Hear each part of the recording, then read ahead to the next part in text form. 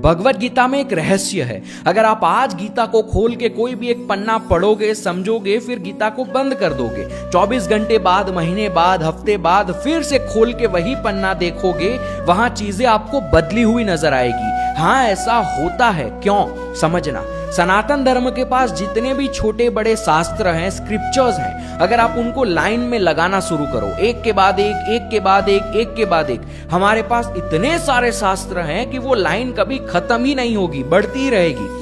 अब इतने सारे शास्त्रों में से कोई भी एक आप उठा लो, गीता, उपनिषद, शिव पुराण, उस एक अकेले शास्त्र में भी एक नहीं, दो नहीं, तीन नहीं, हजारों लाखों अलग अलग अर्थ घूम रहे होते हैं, हजारों अलग अलग रास्ते घूम रहे होते हैं।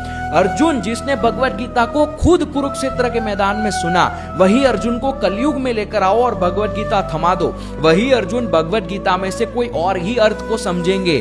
क्यों? समझना, हमारे सनातन धर्म में ये साधु संतों ने, ये महान आत्माओं ने जो भी शास्त्र दिए, वो एक किताब नहीं है, वो एक आईना है। जिस स्तर पे आप उसे पढ़ोगे, वहां से आपको वही चीजें नजर आएगी। आपका रथ अगर कुरुक्षेत्र के मैदान में है तो गीता आपके लिए अलग है। आपका रथ अगर घर के मैदान में है तो गीता आपके लिए अलग है। तो ये मत समझना कि यहां से बस आप शब्दों को ले रहे हैं, वो आईने की तरह काम करता है। कोई भी परिस्थिति में हो, सेम श्लोक आपको हर परिस्थिति में अलग अलग तरीके से मदद कर सकता है। और एक अनुभव हुआ, फिर गीता को पढ़ा, वो गीता आपको दूसरे अनुभव तक ले जाएगी। वो अनुभव होने के बाद फिर से गीता को पढ़ोगे, आप इस तरह अनुभव में उंडा उतरते रहते हो। और इसीलिए जरूरी है इन शास्त्रों को आगे आने वाली जनरेशन तक ले जाना, इनका मतलब, इनका ज्ञान और ये कैसे काम कर रहे हैं, वो आगे आने वाली जनरेशन तक पहुंचाना।